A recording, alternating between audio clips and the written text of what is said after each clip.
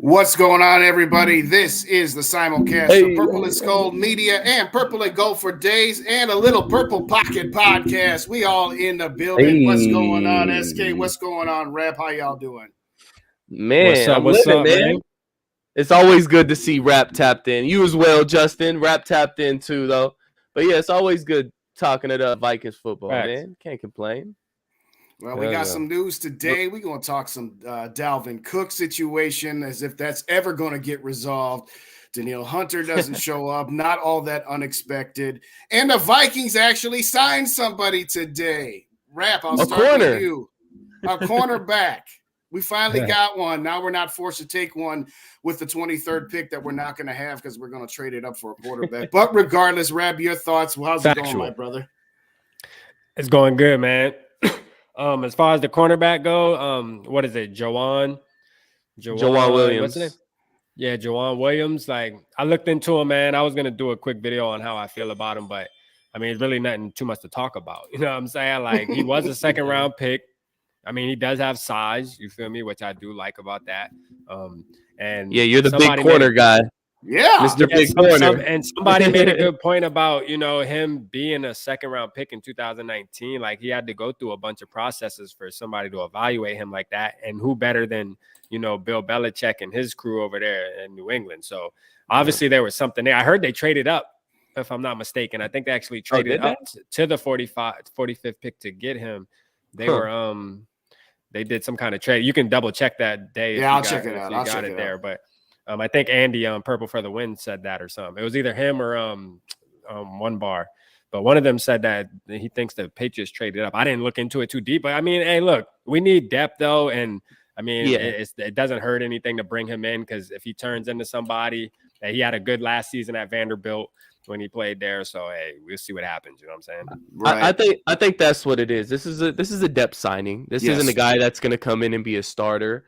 A little more detail on him specifically, 6'3", 212 pounds, specifically a press man corner, decent tackler, just tackling open space he struggles with. He's a bigger guy. He's 6'3", so he tends to tackle high. So he does need some help with his tackling maybe a little bit, but he does give some run support when he's up on the line. I have looked into some film on him, and at least college-wise, they sent him off the edge a lot. Mm-hmm. So he looks very versatile. Like, you can use him in a lot of different ways.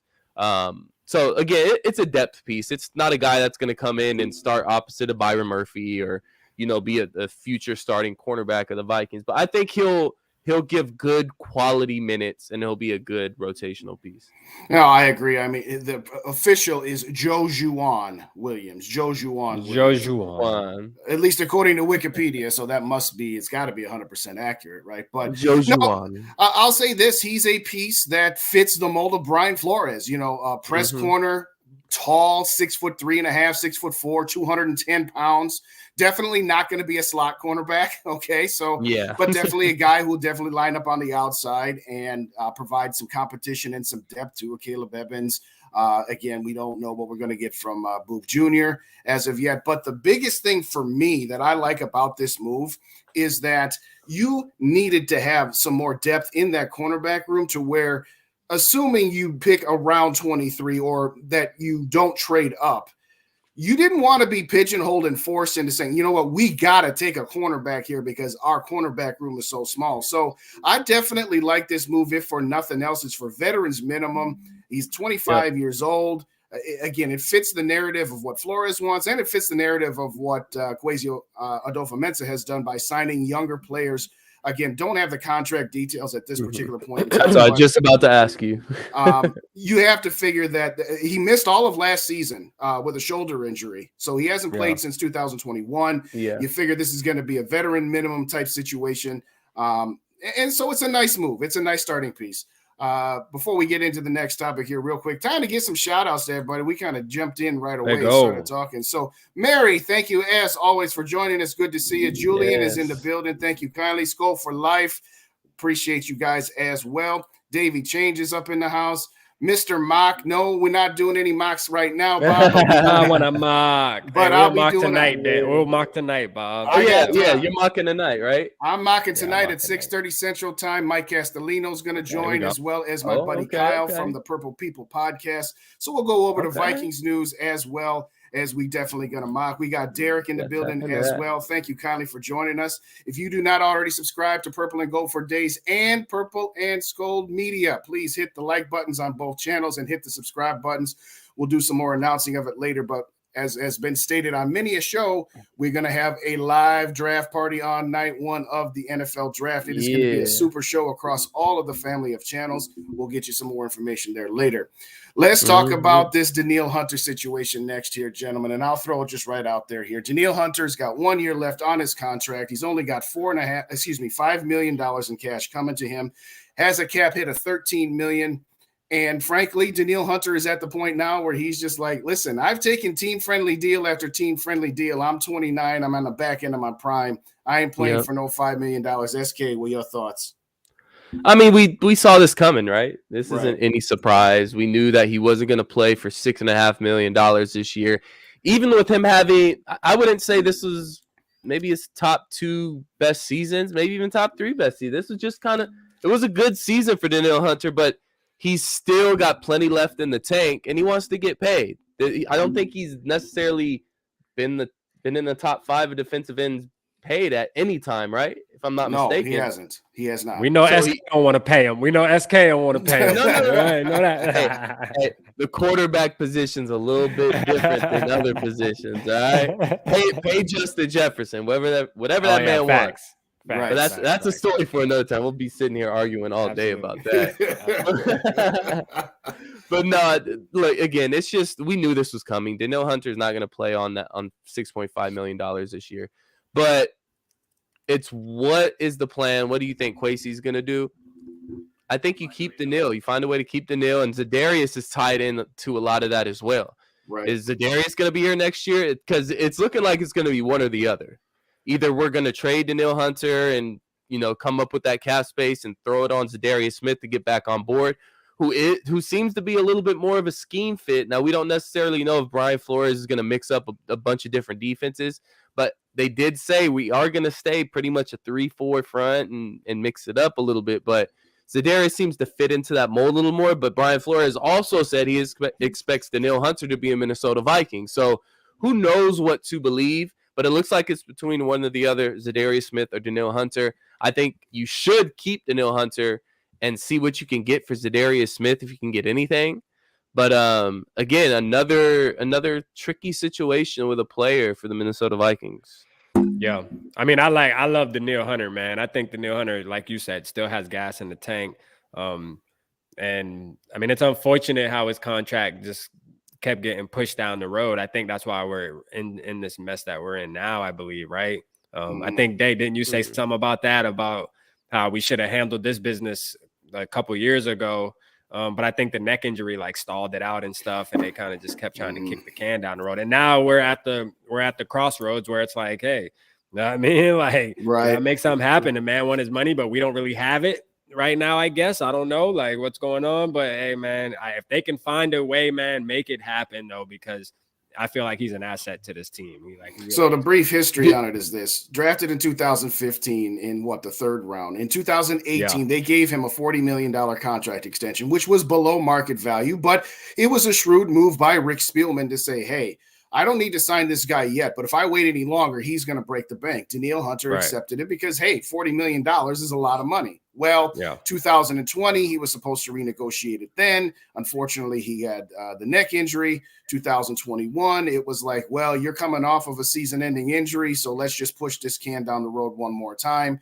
And the fact of the matter is, as mentioned, if the Vikings do trade or cut Danielle Hunter, again, right now his salary cap number is about $13.5 million. It'll actually be $18.5 million dead money. So the only way I see the Vikings moving off of Danielle Hunter is if they get some significant value in return, because at the end of the day, you're taking a $5 million extra dead cap hit than what you're already on the books for now. So it is a very sticky situation because, you know, he's not making a lot of money, and he hasn't. He's taken team-friendly deals. He took one in 2018 because at the time the Vikings were going for it. They had just signed Kirk Cousins, and they were trying to do as much as they can.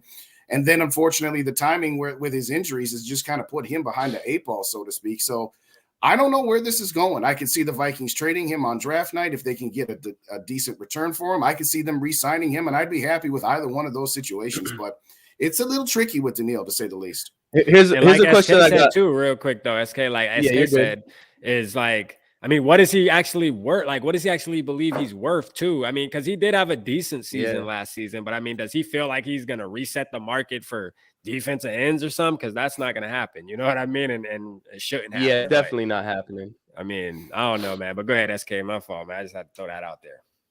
I had a question for you guys. Just, I mean, it's about obviously the Vikings, but how do you like the approach of Kwesi being so patient? Because this takes supreme patience to have guys on your team who we all know aren't going to be on the 2023 roster. We're getting closer to the draft.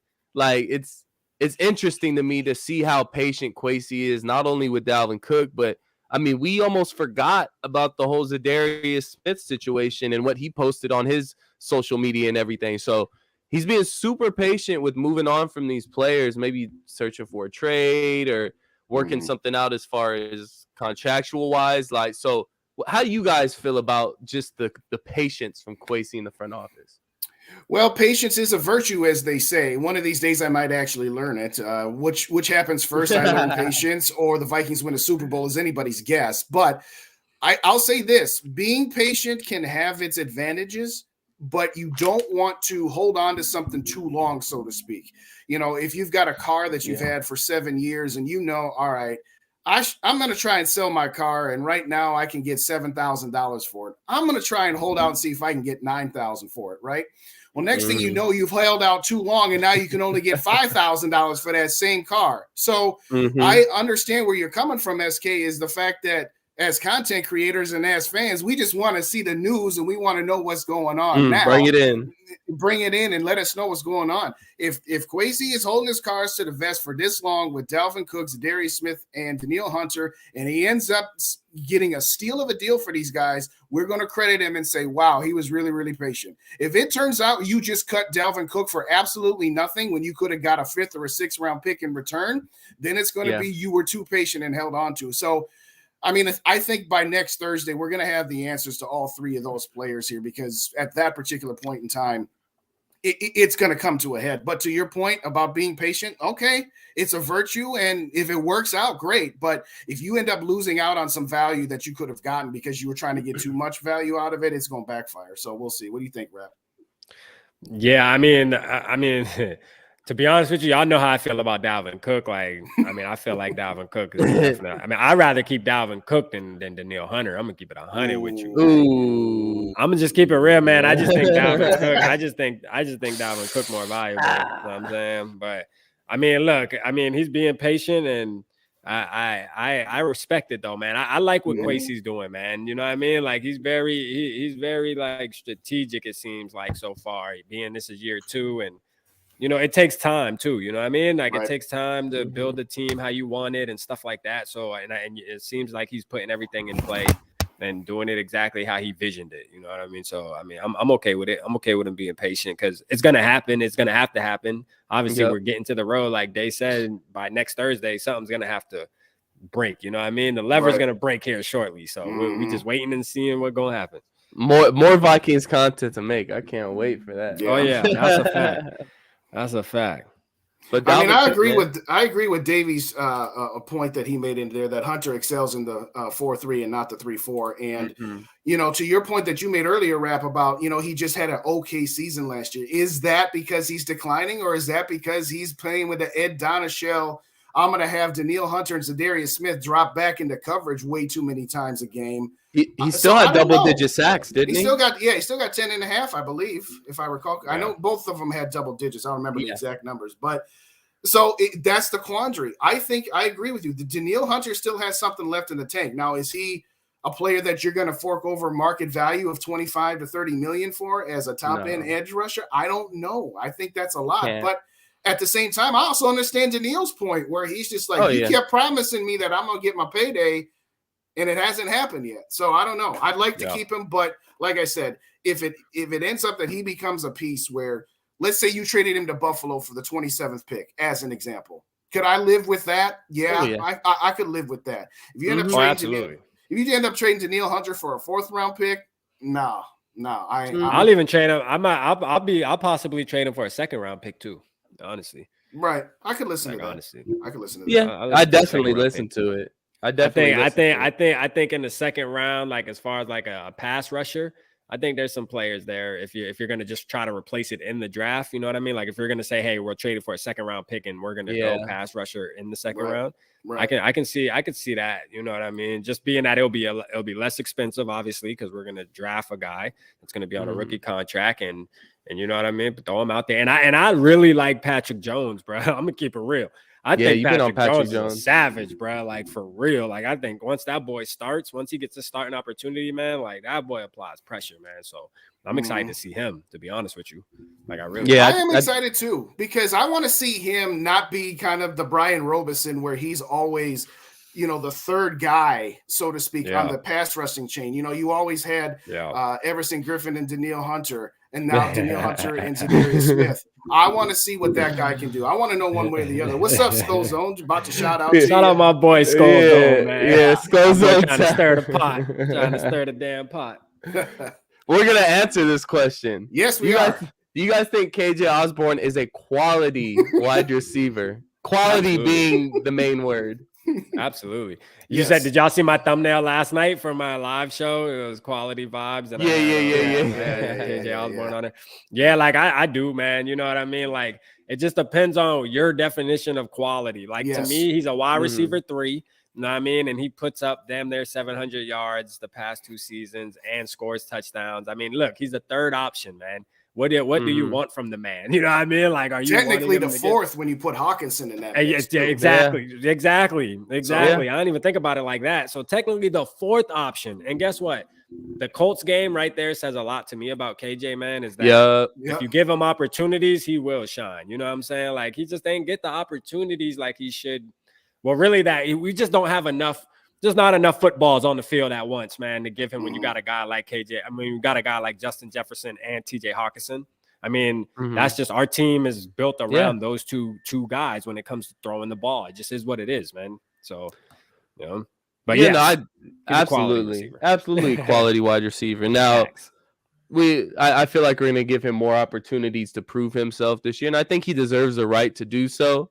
Whether or not we do draft a wide receiver in the top, 2 rounds, 3 rounds of this draft, I think we still got to give KJ his respect and give him an opportunity to show that, hey, look, if he feels like he can play opposite of Justin Jefferson, all right, well, we're probably going to give you the first few games to show us you can, because as we saw at the back half of last year, teams were just doubling up on JJ. And as a tight end, if you're not Travis Kelce, it's a little bit easier to defend and bracket a tight end than it is to do a guy like Justin Jefferson, because, you have TJ Hawkinson, who most of the time is lined up on the line of scrimmage, all next to, on the inside of your defender. So you have a lot more guys to bracket him. So it's a little harder with JJ.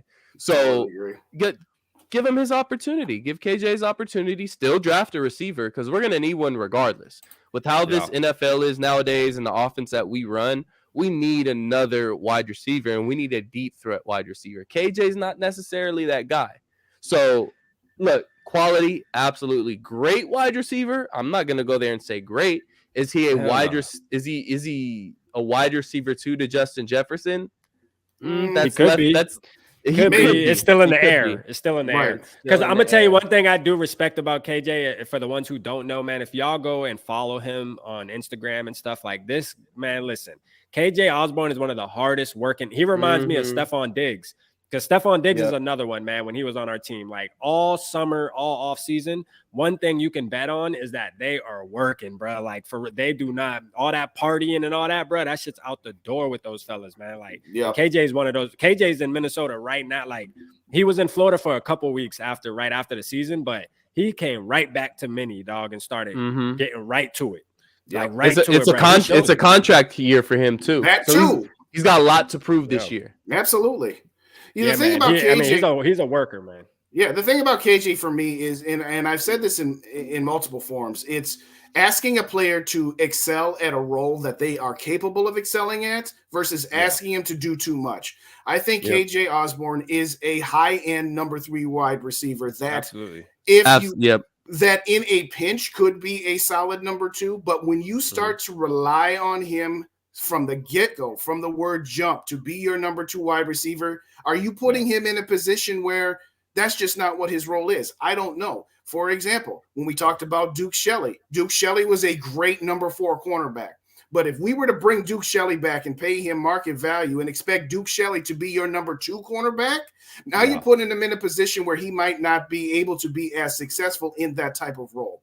I'm definitely going to say that KJ Osborne is most definitely a quality wide receiver. Now, is he capable of being a full-time Robin to JJ? Maybe, maybe not. We don't know. But I would love that if the Vikings did bring in a high-end wide receiver in the draft where you could keep KJ in his wide receiver 3 role and let him excel at that. I do believe the offense would be more potent that way than to try to elevate him to a role where, maybe he's okay for this. To your point, Rap, earlier, the Indianapolis Colts game, the end of the Detroit Lions home game where we had to come back against the Lions for crying out loud. Last year against Carolina is another example. Well, what happened in those games? Teams were focusing on Jefferson. They were still focusing on Thielen. And they were saying, if we lose to KJ Osborne, then we lose to KJ Osborne. Then towards the end of the season, teams said, all right, we got to focus on Justin Jefferson. And we don't have to throw as much coverage at Adam Thielen anymore. So we can still shift a little bit of that to Osborne. So,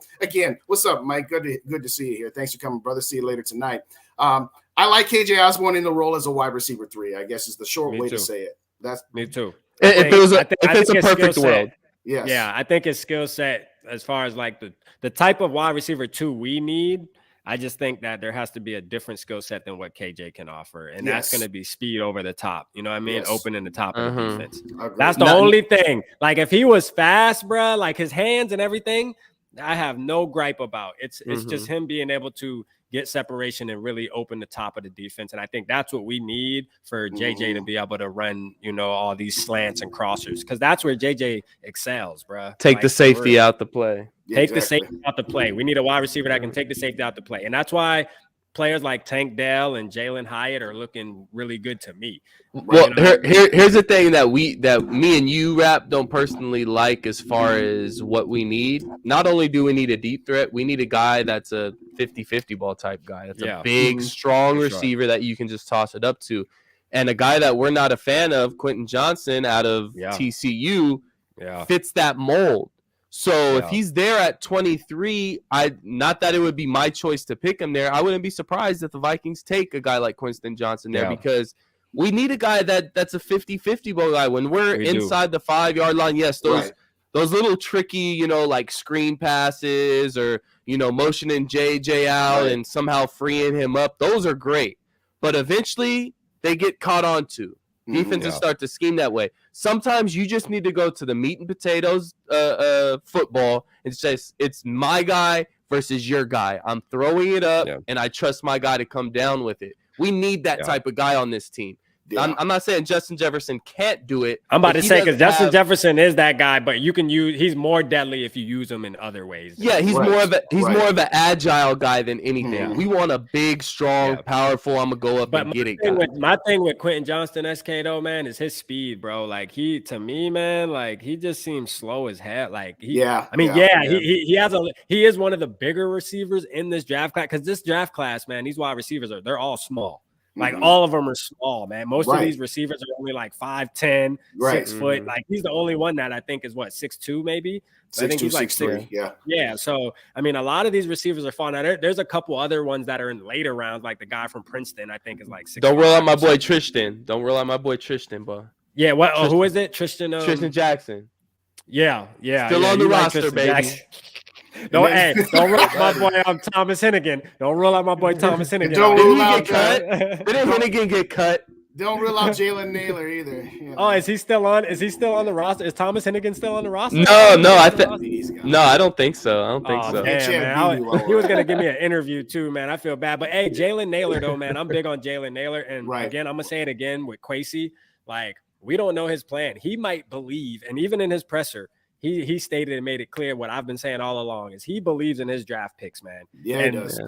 He might think that Jalen Naylor is the wide receiver 2 or wide receiver 3 this year. He might already believe that, you know what I mean, and just waiting. So that's the same with the quarterback position too, right? Right. Well, yeah, because he loves Booth.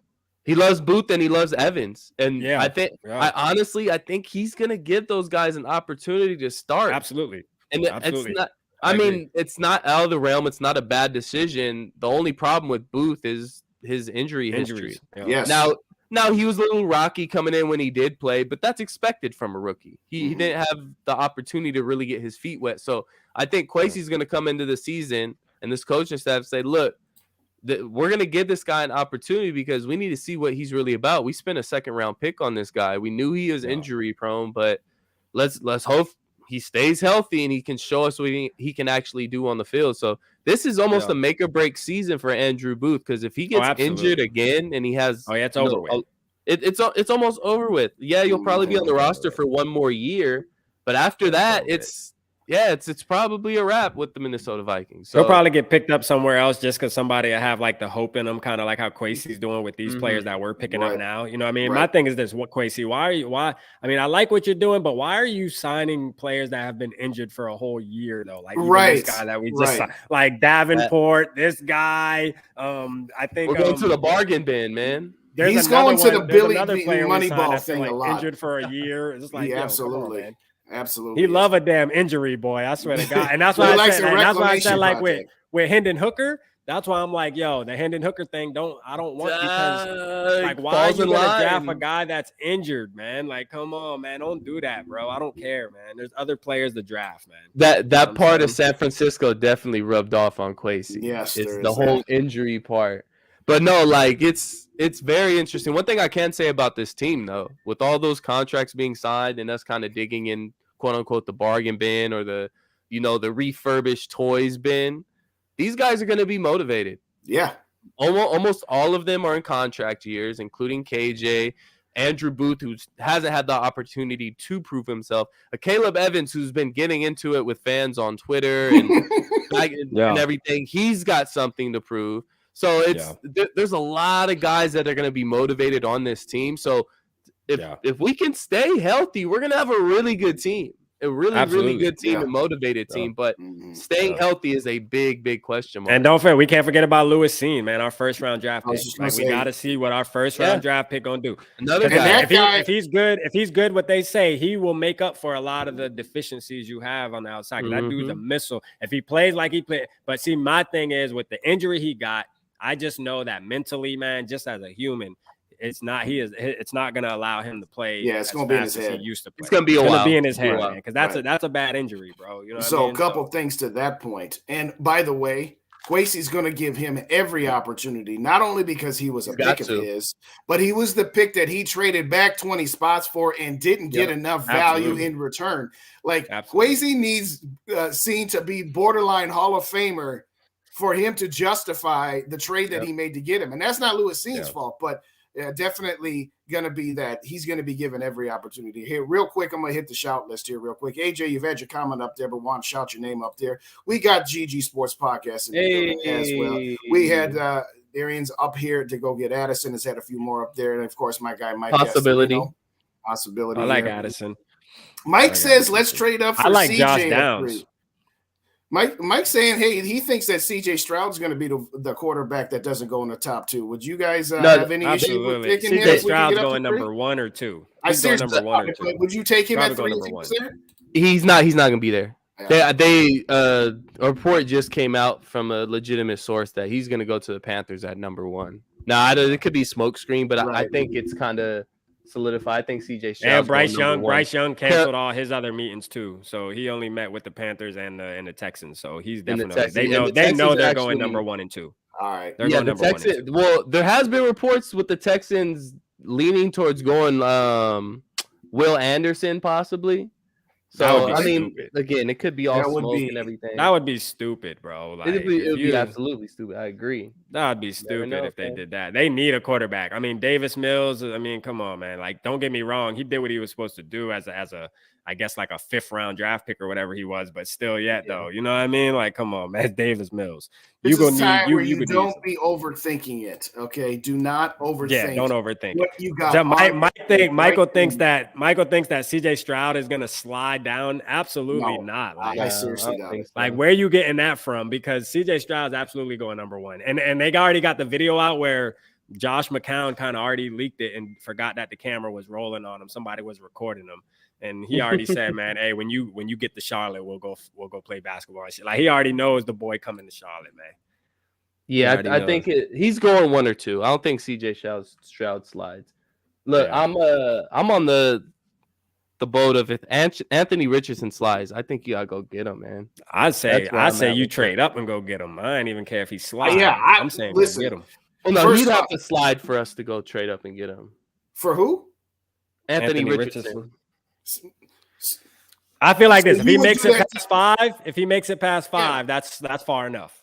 It's safe to say, I know your answer, Rap, but I'll ask you, SK, would you do? You saw that deal that the 33rd did, where the Vikings traded up to 14 with the Jets and ended up getting Anthony Richardson at 14. Would you do that? That's what I think I saw that. Yes, so I don't think Richardson's going to slide out of the top 7 or 8. He's not getting past that. But he's not getting past Oakland at 7. You got to get up to at least 6. In my opinion. But if some miracle happens to where he does slide it in to where he does have accuracy issues and everything, and he don't have a lot of football under his belt. He don't have a lot of football under his belt. If you ask a Florida fan what they feel about him, they don't think he's very good. So he may, I don't think he will, but if he falls out of the top 10, you got to start making calls. Absolutely. And specifically to the Philadelphia Eagles, right there at 10, right before the Tennessee Titans, because Tennessee Titans have made it clear. We don't believe in Malik Willis. And he was a 4th, 5th round pick. So it's no risk at all. Like, it is what it is. Like, did he slide down that far? Did Malik Willis slide down to the 4th round? Yeah, I think it was the 4th round. I thought it was 3rd. Was it 3rd? Was it 3rd? It might have been 3rd or 4th, but yeah, it was 3rd because it was after our 3rd round pick, but before I'm pretty sure it was the 3rd round. But either way, the fact that he fell that far when he was taught to be one of the top 20 picks in the draft, and the first quarterback didn't go till 12 says all you need to know there. That's another thing. Like, they hype up quarterbacks to where you expect them to go very high in the draft, and when draft night comes, it's a different story. One guy always falls. So again, he's definitely not getting past Tennessee. I do like one thing for sure though, man, that I'm my stomach kind of turns when I think about now though is like, bro, I'm looking at the draft class that's coming in next year, like the Bo Nix, the Jordan Travis, man, the freaking Caleb Williams, the May, which he's my least favorite, but he's still a beast. I'm like, dang, bro, like the quarterbacks that are coming in 2024, they just a lot better to me. Like, there's a lot more quality picks, you know what I mean? Instead of having 3, because I guess this year we can say 3 if you want to add Richardson as a quality pick. It would be Stroud, Young, and Richardson as the 3. Next year, I think there's going to be like 5. You know what I'm saying? And it's like, yo, that's a big jump, you know what I mean, of quarterback quality to pick from. So, I mean, shit, hey, man, part of me is like, damn, I want a quarterback so bad. But I think if I was in the GM position, like if I really sat back and really just thought about the future, man, I probably would chill out this year, bro, honestly. And y'all know me. Y'all know I'm ready to move off quick, but we know unless a guy going to be our right? quarterback. Yeah, like we know we have a quarterback for this season. So there's really no like I know this isn't rap. I'm just saying though, because I just feel like the quarterbacks coming into the league next year are Dave corrupt you, Rap. Yeah, you're over here talking logical and shit. I know. What? I'll say the same thing I said to Dave though. And it's the daytime stream, man. You know how I do in the daytime. You know what I mean? He hasn't had his drink or something. But here's my counter to that point. It's the same counter I've used. You take a quarterback this year that you say, we're going to redshirt this quarterback. We're going to sit him for 1 year behind the incumbent, in this case, Kirk Cousins, because you have Kirk Cousins for 1 more year under contract. If you go to next year and draft your quarterback then, you either A, have to start him right away, or B, if you want to sit him, well, who's going to play quarterback next year? Nick Mullins? You're going to I would start him right away. Why not? I would. So if you're willing to say, if we're willing to go that route to say, no, we'll get a quarterback next year and we'll start him next year, then I'm okay with it. But if it's, well, we're going to take a quarterback next year, but we still got to sit him for a year. Well, that means you either have to sign Kirk Cousins to a 1-year extension, which he's already said he doesn't want to take. He wants to get his final bag for 3 years. Yeah. Or you have to sign a bridge quarterback off the street, in which case you're paying 28.5 dead to Kirk. You're paying the quarterback you sign off the street, 18, at 20 least million. 10, at least 10, 15 million. No, I say you keep Mullins on the roster because he has a little bit of experience. You keep him just to be like a coach, or you even bring Sean Mannion back to be a coach, or like to be just on the roster to teach, just not play at all. You feel me? But just kind of teach the guy the playbook and stuff, because he is good at that. That's one thing we have heard about Sean Mannion. You know what I mean? Is that from what we know is that great film room guy. Great film room guy, and can really be a teacher, to a young guy. Hey, bring him in for $1 million a league minimum or something, and say, hey man, we just need you for a year to really like get this guy on track, and that'll open the doors for him to be a coach, because maybe he wants to be a coach eventually. You never know. All I'll say to wrap up my point is, in 2024, if you let Kirk Cousins walk and you don't take a quarterback this year, then all the stuff about how much it costs in 2023 to move up to get one of the top 3 guys, when the rest of the teams in the NFL know you didn't re-sign Kirk Cousins and you're going into this draft looking for your guy. So everybody wants to say 3 first-round picks and change to get to Richardson this year is too much. It's going to cost you that much, if not more, next year, because even though there will be more draft picks in the Vikings hopper, so to speak, and as well as there'll be more quarterbacks available, teams are going to know how desperate you are. I'm not disagreeing with your point overall that there's some logic behind waiting until next year and doing it. I'm just saying that when I put in all the factors, what you muted yourself, Rap. Yeah, I did on purpose. I'm talking to my wife. You good? Oh, okay. Well, he was looking straight at us. I was like, fine. But all I'm saying about if we do it next year, just remember that the cost is going to go up for next year too, because teams are going to know you're desperate. So we'll see. We'll find out. Thinking about that, though, when you do think about taking a quarterback in next year's draft, who we all believe is going to be a much more deeper draft for quarterbacks, we're also going to be in a better position to draft a quarterback, most likely. And now, I think so, unless we have another 13-win season. But my thing is this too, man. Like, SK, answer this, and Day. Like, why do we believe that it's going to cost more next year than this year? I feel like to move up always costed 3 first-round picks, like, for the most part, to move up. Like, it's always costed that. I mean, well, how's it going to cost more next year? I don't understand how it'll cost more next year. I think it'd be the same as that. Supply and demand. Supply and demand. We'll play it out like this. Let's say Brian Flores makes this defense a respectable defense. Kirk Cousins in the offense do what Kirk Cousins in the offense do, and we get to the wild card round and lose again, or maybe we get to the divisional round and lose again. Then we're picking at pick 24, 25, 26, somewhere in there. Right. Oh, and we need to move up to what, 10 or 12, or maybe top 5, whatever the case may be. Plus, like I said, the desperation factor of other teams are going to know that they didn't bring Kirk Cousins back, even though he just took him to the divisional round of the playoffs. Well, clearly they've got a guy in mind. And so when you start making phone calls to want to move up from 24, 25, yes, if the year goes to the crapper next year and you've got a top 10 pick because the defense was still garbage, or Kirk got hurt, or Kirk just wasn't as good, or whatever the case may be, sure. But you don't know that right now. You have to go off of, we've made all of these moves in this offseason. We're bringing in a defensive coordinator that actually gives a dang about what he's actually doing and what year he's actually coaching in. Take some pride in his shit. Right. So I'm saying it from my mindset, I'm assuming next year that we're going to be at minimum 7-win team, which is going to put us around pick 18 at the absolute top. So that's why I say it's still going to cost you more. But yeah, I mean, I understand that too, but I do believe there's going to be more to pick from too next year. That's my whole thing. But I do agree with Mike too, where he says, like, if you feel like your guy's in the draft this year, then get him. You know what I mean? Don't wait. And I'll be perfectly fine with that. Yeah, I'll be perfectly fine. Because Kevin O'Connell in his presser, he said that he's been scouting quarterbacks for the longest. And this is something that and this is another reason why we know what's happening with Kirk right now, because this guy takes pride in being able to pick a quarterback, and he wants to do that, bro. That's going to be his trophy. Yeah. I feel like Kevin O'Connell, like, that is his trophy, is to find a quarterback that he can groom, that he calls his, you know what I mean? He likes Kirk Cousins. They have a good relationship, but he wants his own baby. You know what I mean? He don't want to be stepdaddy, man. He want to be daddy. Like, for sure. And that's just what it is. And I think like if he feels like that this year and he pulls the trigger, I'm going to be confident with it because he sounded confident when he was talking about it. You know what I'm saying? Yeah, I totally agree. I got to correct myself earlier. The report is actually the Panthers are going to draft Bryce Young, not CJ Stroud. So I was mistaken on that. Okay. It was the Panthers are more than likely going to take Bryce Young. So CJ Stroud is going to be there at number 2, at number 3. Me personally, no thank you. I don't want anything to do with Ohio State quarterbacks. Call me superstitious. Call me superstitious. Call me what you will, but I'm not giving up that much capital for CJ Stroud. I'm sorry. No, me neither. I saw CJ Stroud play Bryce Young in high school, in the high school playoffs out here in California.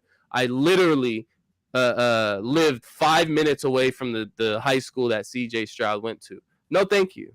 I'm good. I'm not trading that much for CJ Stroud. You didn't like that performance against Georgia in the semifinal game?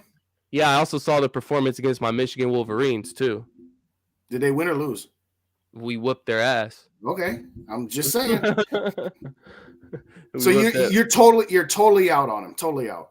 Well, look, if he falls far enough to where we don't have to give up 3 first-round picks for a guy, cool. I'm not giving up 3 first-round picks for. No, me neither. And me just on the strength of him being Ohio State quarterback. I'm not giving 2 first-round picks and a second and a third. I'm not doing. Nah, I'm not. Like, show me that. That's what I need people to do. Show me an Ohio State quarterback that was semi-successful in the NFL, that had a great college career, because all of them have great college careers. All of them throw for 50 touchdowns.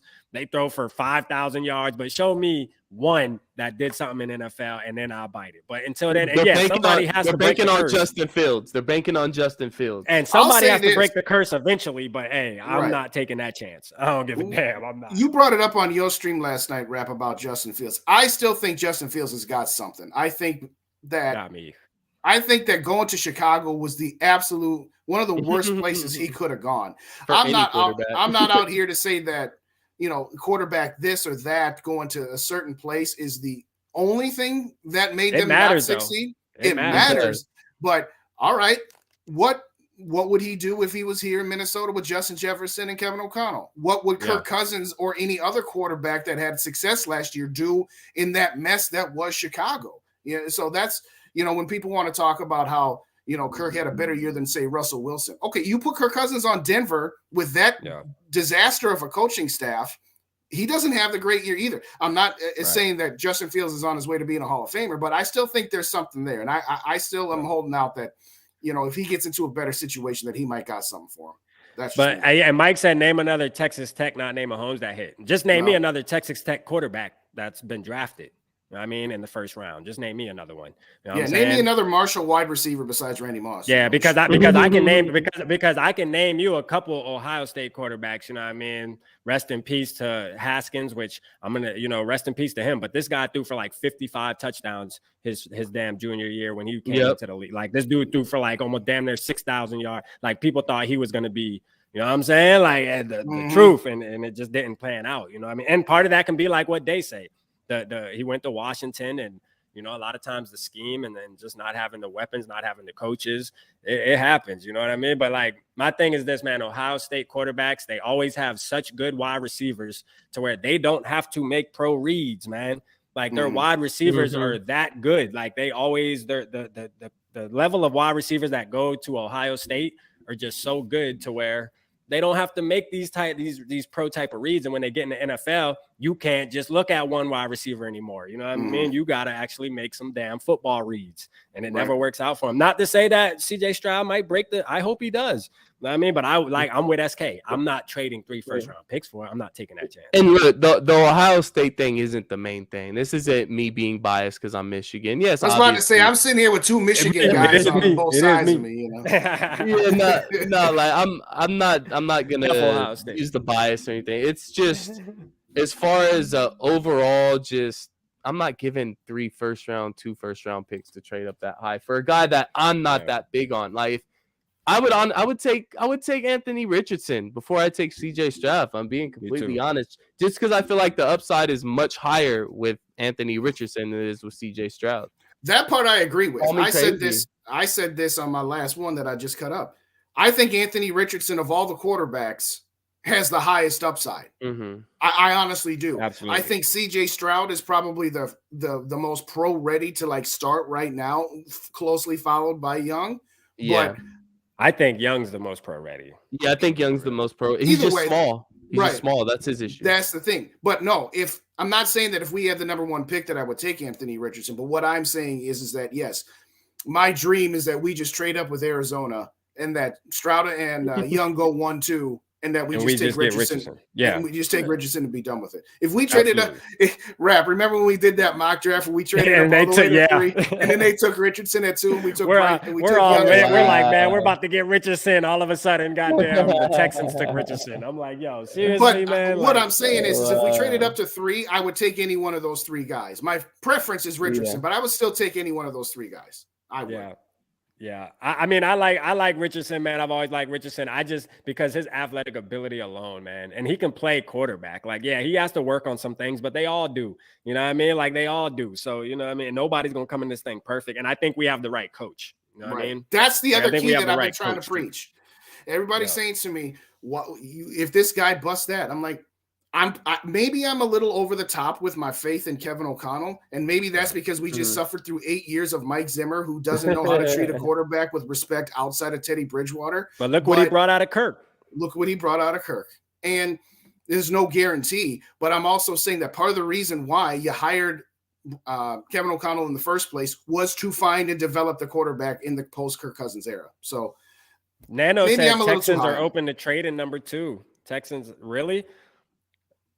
Maybe because they like Willett Levis. Maybe they like Levis. I think Levis is the worst quarterback. Yeah, I'm totally out on him. The worst quarterbacks. I'm totally out on him. Straight up. Like I would take goddamn anybody. I would take anybody over Tanner McKee. I ain't gonna lie to you. I want to hear your guys' answer. Not only us on the stream, everybody tapped in listening to us. If we happen to get the number 3 pick, and I doubt it's going to happen, very, very highly doubt it's going to happen. But if we have the number 3 pick, CJ Stroud and Anthony Richardson are on the board. Who are you taking? Who are you taking? If CJ Stroud or Richardson are on the board at number 3 and you got the pick, drop it in the comments, man. Put it in the comments. Drop it in the comments. Justin, I'm taking Richie. Well, first off, shout out Brian. Shout out Ryan. Had to see how he just shout out Ryan as well. Shout out Ryan in the building, man. Ryan's up in the house. Okay. I'm going to say this. I would take the answer to the question is Anthony Richardson, but I'm going to preface it by saying this. I'm going to say it like this. If both of them were available and in the 10 minutes the Vikings if the Vikings in the 10 minutes they had to make the pick could trade Kirk Cousins for a second round pick or higher, then I would take Stroud because I think Stroud's ready. Yeah. I think Richardson needs to sit for a year, period. Yes, absolutely. Absolutely. Stroud doesn't. So if Stroud is available and you could flip Kirk Cousins for a second or a low first or whatever, or a first next year, then that's the only scenario where is I got to trade for Kirk that Kirk will approve. That's a first or a second this year or next year. Then I would take Stroud in that scenario. But the answer to the question is what I'm going Richardson because that's too complicated. But I'm just saying it like that. What you got? Rap, you said Richardson, right? Absolutely taking Richardson, man. Just because the Ohio State again alone. You know what I'm saying? Like I'd rather take my chance. And I mean, I'm gonna just keep it real. Like the athletic ability, dog, of Anthony Richardson. I just can't get past that, man. I just can't get past how athletic this man is. Like if you can teach him how to throw accurate, like bro, just think about how scary this man's gonna be, man. Like for real, bro. Like he is going to be a problem. And what I'm gonna hate is if we pass up on him and he winds up going to a team that we got to play every year. You know what I mean? Right. Like the Lions trade up or something. We got to sit there and regret this shit. I'd rather be the one saying, hey, we made a mistake. Hey, it didn't work out, rather than be the one sitting back saying, damn, this dude's going to terrorize us for the next 10 to 15 years. You know what I'm saying? I ain't going to lie to you. This is what worries me about Richardson as far as how Vikings fans and possibly the front office are looking at it and ownership are looking at it, is that I'm going to give a little analogy. I'm going to give a Justin analogy here. So it's like you have a girlfriend, right? So you have a girlfriend, right? Don't with the band class. Don't hit him with the band class. Yeah, the band geeks versus the football players. Yeah, not the band geeks, but it's similar to that. But you have a girlfriend. She's awesome. She's dope. She cooks dinner for you. She's polite. You can bring her around your parents. But you got this other chick that you see off to the side, and she just does that extra stuff that your girl don't do, that she's never done before, and you're kind of jealous, and you're like, man, I wish I had that girl because she does, all of that stuff. Maybe not as good as my girlfriend, but you going through something, SK? Yeah, where you going here? She does a little extra on the back end. So I think that's where this fan base is at. We look at the quarterbacks and see the athletic, mobile quarterbacks. We haven't had that in a very, very, very, very, very long time. I mean, the last one that you could possibly say is Tavares Jackson, and he was a pass-first quarterback. He wasn't a guy that was going to take off all the time. He was a very good runner, but wasn't a Teddy guy was more athletic than Tavares. I would like to have Tavares running the ball more than Teddy, to be honest with you. What's that quarterback that played for the Bills from Virginia Tech? He played for a bunch of teams, actually. Tyrod Taylor. Tyrod Taylor, yeah. Would we be okay if Anthony Richardson played similar to Tyrod Taylor? Because I feel like Tyrod Taylor was a decent quarterback in certain systems. He was a pass-first quarterback too, though. He didn't really run that much in it. So you're saying the style-wise, you're not saying success-wise, right? Okay, right? If our success level with Richardson tops out at Tyrod Taylor, then no. But I think I got the context of what your question really. The balance really of run-pass is what you're referring to, right? Yeah, no, absolutely. Because I get what you're saying, though. For a reason. I get what you're saying, though, SK. I mean, what did Lewis say? Want a lady in the street and a freak in the bed? Yeah, lady in the street and a freak in the sheets. So what you're saying is that Kirk is the gal that can cook you a really nice dinner, keeps the house clean, but is just kind of whatever between. Still love her. Right. So you're looking for a gal that can get her freak on between the sheets and might not cook as well. And you say, well, you know what? If I'm going to downgrade either the cooking or the whatever, I'll take the downgrade on the cooking. All right. Yeah, I see where your analogy is. Yeah, that's what I'm. You guys get me right. We're all guys here. We're all grown here. Listen. It's Anthony Richardson. I think it's to the point now. Like the problem with me is I'm getting so hyped about this Anthony. You're gonna Richardson be mad talk. if we don't get him. I'm gonna be mad if we don't get him now. Yeah. We're not getting Anthony Richardson, man. That's the thing. We're not. All the women on these big platforms are talking it how it's supposed to be talked, while all the men are like tucking their sacks. I don't get it. You know what I'm saying? Like, why are all the women coming out calling it? There's the rap we know. Yeah, I was about to say. The rap we know. You had to get him on here for a few minutes. We've been waiting on you, dog. He had to get some food in his stomach. He had to talk to wifey real quick to get his mind right. What's up, Amon? How you doing? What's up, Angel? Good to see you. Shout out to the new people in the chat here. Hit them like buttons if you could, please. Subscribe to What's up, Angel, man? What's up, my boy Mont, man? My boy Mont. Mont's in the building as well. My boy Mont. Hey, he hate Anthony Richardson. Oh, does he? Talk to us, Mont. Give us a little quick comment. We're gonna pull it up. Just thinks he's not ready. We all know he's not ready. We know he's not ready. Okay, if Lamont's point is that he's not ready to come in and start right away, I agree with you. I've said that multiple times. I've said that since I've started pimping out to make sure we try to get this guy. That's part of the reason why I want to get a quarterback this year is because we have an incumbent in Kirk Cousins that he can sit behind for 1 year. And I trust Kevin O'Connell. I trust that 1 year sitting behind Kirk with O'Connell in the background at practice all the time, that the issues that Richardson does have and the flaws that he has can be shaken out and be ready to go in 2024. And that's another thing too, talking about practice, right? Okay. Hendon Hooker. I stated this in a video. Yeah. Let's just say we draft Hendon Hooker at 23, right? Yeah. And we say like, all right, this is going to be our guy for 2024. This guy won't even be able to practice until like week 9 or 10. Like, he won't even be able to practice. And that's not, I'm talking about just getting out of that long ass leg brace, because Dante put us on point. He said, listen, it ain't just a knee brace. Whatever he got, that shit is all the way up to his thigh. That's right. all That's the way why up. I'm out on him. And it's like, yo, why do that, man? I feel bad for him, but why would you risk your first round pick on a guy? And then he's only going to be able to practice a couple weeks in the season. And then you expect him to come in 2024 and start. I'd rather have Anthony Richardson start right away. You know what I mean? Like, before I do that. Yeah, no, he did fill us in. Dante, East Coast Gridiron, go give him a subscribe on YouTube. He does great work. He knows more about this stuff than all of us combined. Man, don't boost his head up too much now. Come on. Nah. He's your boy. Hey, he's our boy, man. I mean, he is our boy, though, man. We love him, man. He did go into detail, and he was at the Senior Bowl that Hendon Hooker. That wasn't a normal knee injury. Like, his knee exploded. It exploded. Like kind of like Teddy Bridgewater. Like Teddy. Yeah. I'll say this about Hendon Hooker. If he didn't have that injury, I would put him ahead of Anthony Richardson. I had a guy yell at me on a comment on one of my videos, just like, you should be talking about Hendon Hooker. I'm like, Hendon Hooker is not going to be ready for 2024. He's not.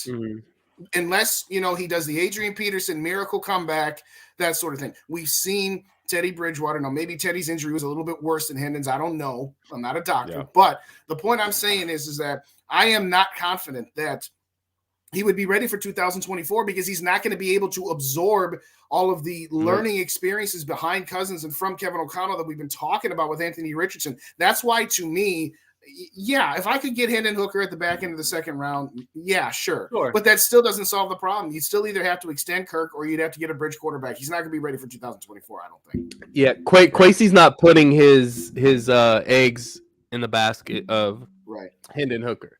Mike brings up a very good point. Mike brings up a good point. Hendon Hooker at 25 does not fit the age profile that Kwesi's been doing this whole time. That's true. So I'll agree with that. But also, it's just the injury thing. Kwesi's not gonna bank his whole kind of. Oh, he love an injury now.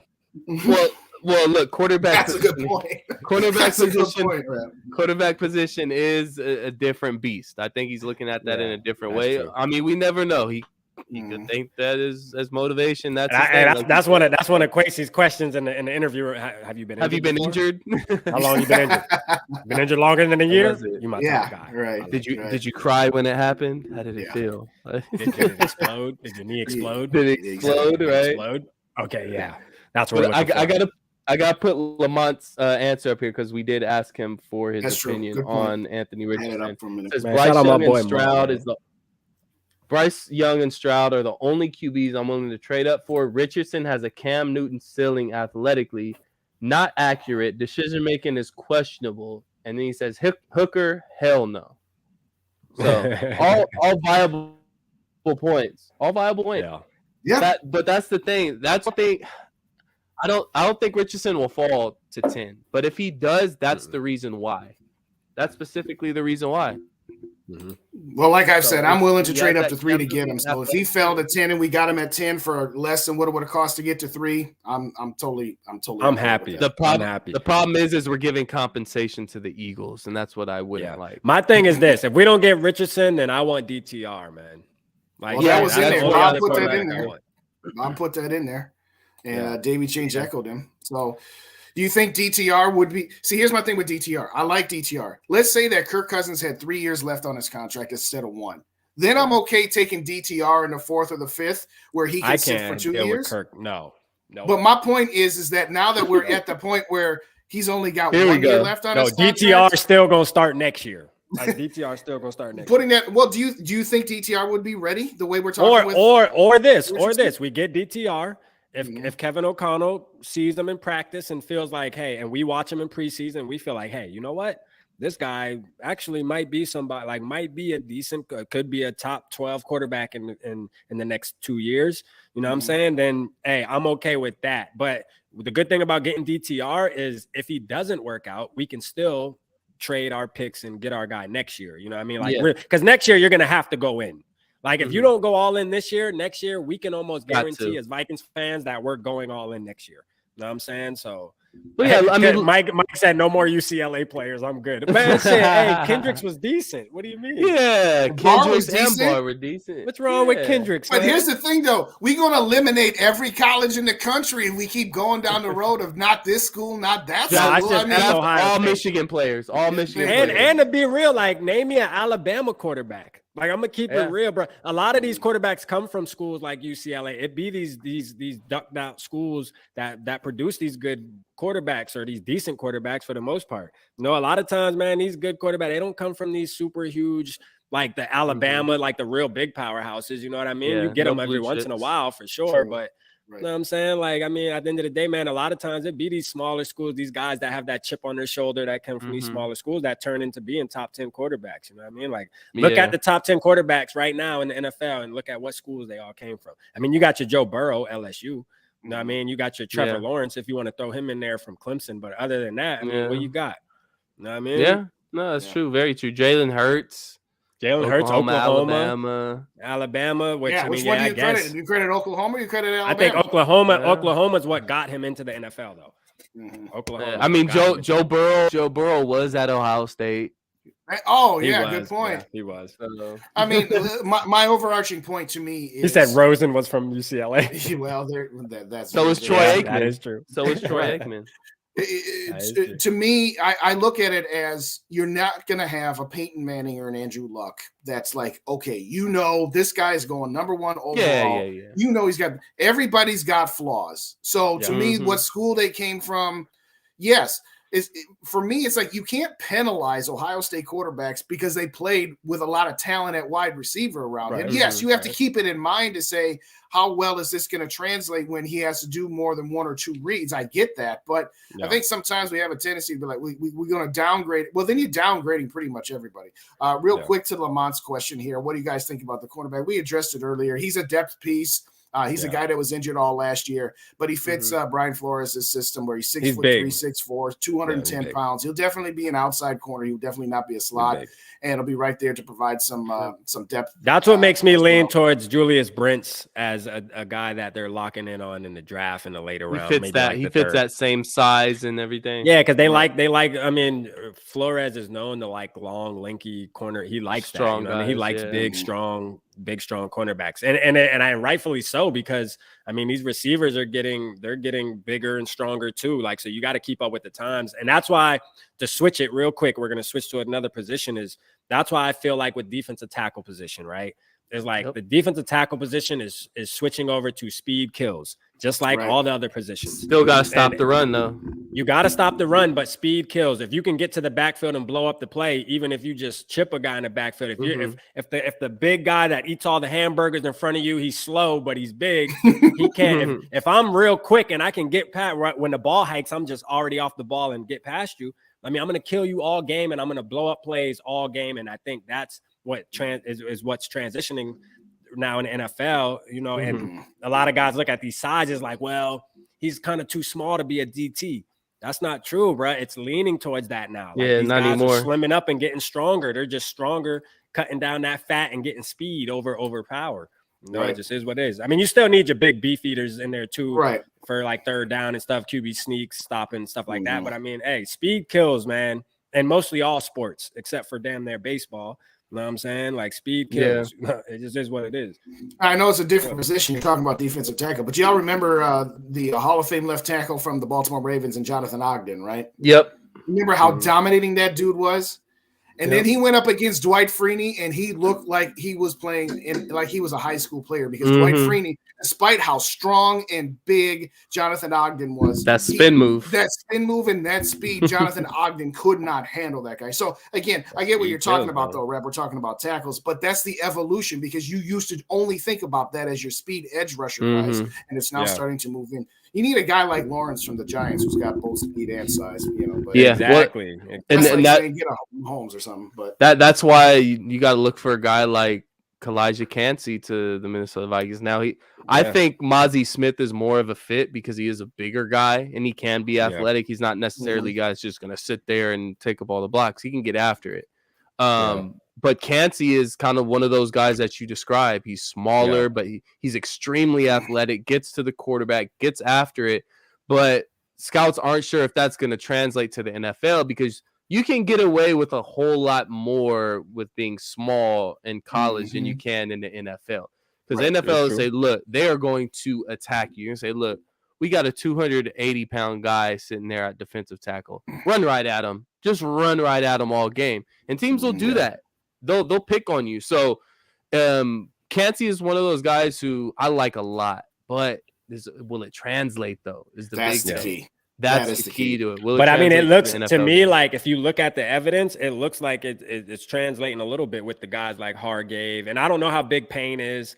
I know Hargrave's not the biggest dude either. You know what I mean? I don't know how big Payne is exactly, but those are the type of guys right now that are getting the bag. You know, they're getting their money right now because of what they've been able to do as far as getting sacks on top of tackles.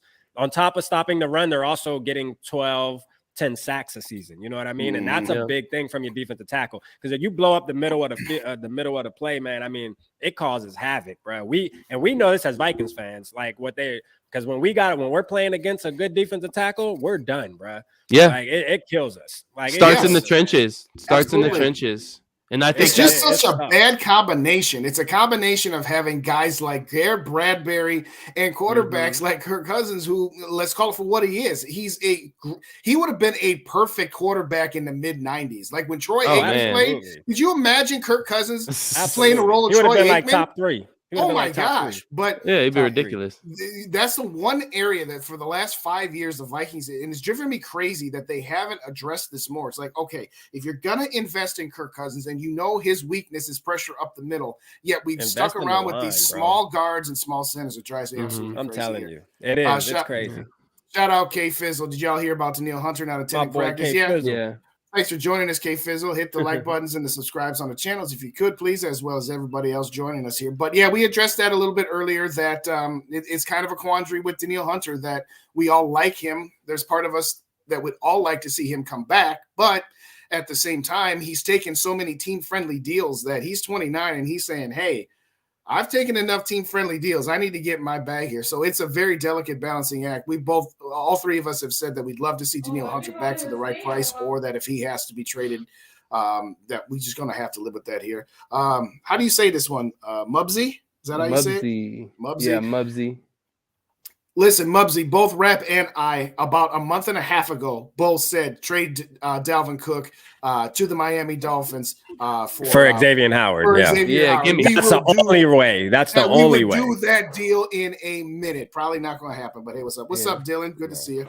Yeah, appreciate you, Dylan. You know, we're hustlers out here. Man, shout out Dylan, man. Got a little afternoon delight for you guys. So yeah, man. You know, I'm speaking logical right now, Dylan, man. We almost couldn't believe it. We're like, who body snatched Rap and put him in with this logical thinking and stuff. Tap in tonight if you want to be at, man. You know how we get at night. You know we turn into Purple Gang at night. You know what I'm saying? You know that. Hey, as long as we're promoting and doing everything else. So hit the like and subscribe to Purple&SKOL'd Media, Purple&Gold for days. If you don't already subscribe to Purple Pocket Podcast, please do so. Tonight, here's your sequence of events. At 6:30 Central Time on my channel, I will have my compatriot Mike Castellino, who's all up in the chat, as well as a special guest from Purple People Podcast. That's my boy Kyle. We're going to be doing a Vikings news as well as a live draft. After that show, head on over to GG Sports Podcast, because I know they're running their Monday night show. And when that one's done, the headliner, Purple Pocket Podcast. Rap, what time you going? 9 o'clock Eastern? 9 all day, baby. That's my golden hour. You know that. 9 Eastern, man. And if you don't already know, and if y'all ain't doing nothing, SK, if you ain't doing nothing tonight, I might have to tap in with you, Doug. I'll post a link. I'll post a link in the group chat. So y'all want to tap in. I might get a little spicy with you tonight, man. Man, pull it up, man, because we gonna talk. We gonna talk that talk. I mean, and if y'all don't already know, how we do. If y'all don't already know, live on round 1 of the actual NFL draft next Thursday, all channels will be streaming. We're gonna have a 6-people super show. Can we confirm who we got? How many people are we gonna have? So we're gonna have us 3 plus GG's 2 and then Dave. So we got 6 of us gonna go live on the panel. And I think Dave has the one guy with him too. What is his name? Johnny. I think he. Oh, is he? Him. Okay. All right. I'll see. We got. I'm gonna try to get Jade too. Yeah, I was gonna say I sent a link to. I told Jade the other day when she was live that she can swing by as well. So it's gonna be a cast of thousands. SK, who do we have? Yeah, we're gonna tap everybody in. And I'll open the phone lines. Okay, so man, people want to call in. Who do we got confirmed, SK? Yeah. So we will have Darrell Madison, Alexander Madison's dad. He always taps in with me on draft night, so he'll be tapping in for a little bit.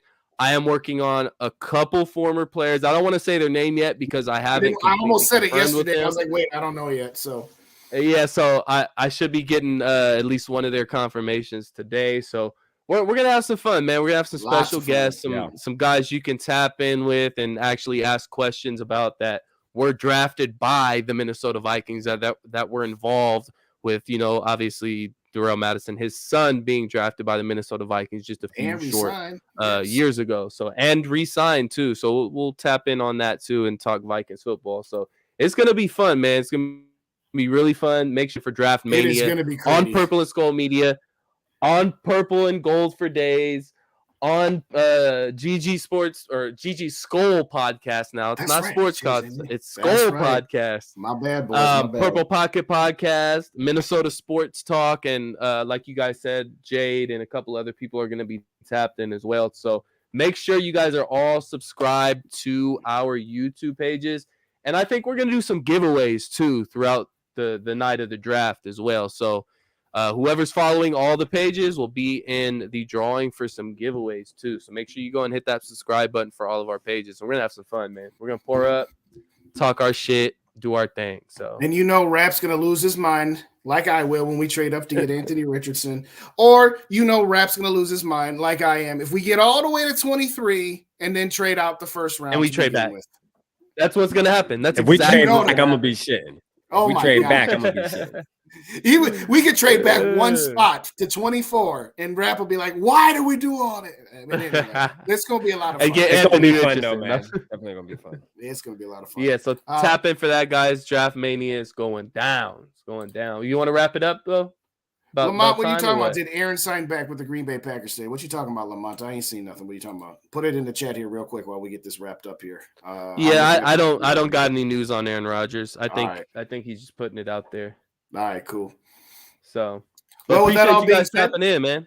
Go ahead. Thank you, everybody, so much for joining us. Like I said, check out Purple and Gold for days. I dropped a video last night wrapping up all Minnesota sports teams. I know we Viking-centric, but, with the Wild and the Wolves in the playoffs, I had to get a little roundabout way because if you're a fan like me of all Minnesota sports, it's going to be real fun watching TV when you got two playoff teams, a baseball team, and the NFL draft in the next couple of weeks. But check out Rap's page. What was that girl's name again that you said, hey, you know what? She's got it going on about how the females are talking about we need to make the big moves. Mina Kimes, man. Mina Kimes, man. That's my baby, man. Shout out Mina Kimes, man. That's my wife number 2. I'm saying that my little bitty, man. Hey, and who was the first one? Who was the first one from Minnesota? What was her name? Jamie Colleen Wolfe? No, the one that's from Minnesota. That's on Good Morning Football. What's her name? I did the video on. I'm not sure of her name. I gotta go find it first before we get off because I gotta give her a shout out, man. That's my wife. All right, Skull for Life said that there was some fake news about Aaron Rodgers. All right, we'll put that one. Hold on, that was my wife number 1. Hold on, so my wife number 1 is Jamie Erdahl. Jamie Erdall's wife number 1, you know what I mean? And then Mina Kimes' wife number 2, you know what I mean? Now we just waiting for the next female to just call it for what it is for the Vikings, man. Hey, Mina Kimes, though, she straight told the Vikings straight up. She said, listen, like, just drop your nuts, man, and go get your dude. Like, quit playing. You know what I mean? Like, it's over with Kirk, man. Let's just go do your business. And she's not a Vikings fan. See, Jamie Erdahl is a Vikings fan, so, she's kind of, But Jamie's saying what like you and I've been saying. It's like, stop being happy. Oh, we won the division again. Okay, if your goal is to win the division, a good, not great quarterback is your guy. But if your goal is to win a Super Bowl, and no, we're not going to get into the defense, this, that, whatever. That's not even the point. That's not even the point anymore. But come on back tonight to all the channels. Like I said, I'm going off. Yeah, man. Tap in tonight with all us, man. We might have SK on there with us tonight, man. Might have Day on there with us tonight at Triple P, man. We're going to mock, too. We're going to do some mocks, man. You know what I mean? We're going to do some mocks. Oh, we mocking? Yeah, we mocking. We going to mock crazy tonight. We're going to get on board. Mock. Yeah, so Bob I already got a thumbnail made, so I'm gonna go ahead and schedule it right when we get off. I don't know how Bob's gonna handle 3 different shows doing mock drafts tonight, but man, Bob gonna be mocked out, man. You know what I mean, Bob? Tonight is for you, Bob. Tonight is for you. Tonight is for Bob. Where's mock Bob season, maybe? That's Mr. Mock himself, man. Yeah. K Fizzle, he was in here earlier, and he knows. I told him. Shout out my boy K Fizzle, man. My boy K Fizzle. My boy K Fizzle he's still one of the biggest super chat donors I ever had, man. Shout out K Fizzle. Yeah. K Fizzle and Too Evil and Skull Mafia. Them's your top 3. And those guys. Yeah, K Fizzle. Hit that subscribe button for Purple and Gold for days and for Purple and Skull Media. Go ahead and hit that subscribe button. Yeah, for sure. Do that. Appreciate you, K Fizzle. Absolutely. But yeah, everybody else appreciate you guys tapping in, man. All the comments, everything. We appreciate the interaction with you guys. So tap in for draft night. Justin, anything you want to wrap it up with? See y'all tonight, 6:30 Central Time. We're gonna have some fun. And you doing it on your channel day? Is it? Yeah, on my your channel. Or on their channel. Okay. Yeah, on mine. Right. On mine. I'll be there. I'll tap in and watch y'all. All right, y'all. Peace. Skol Vikes. Skol, baby.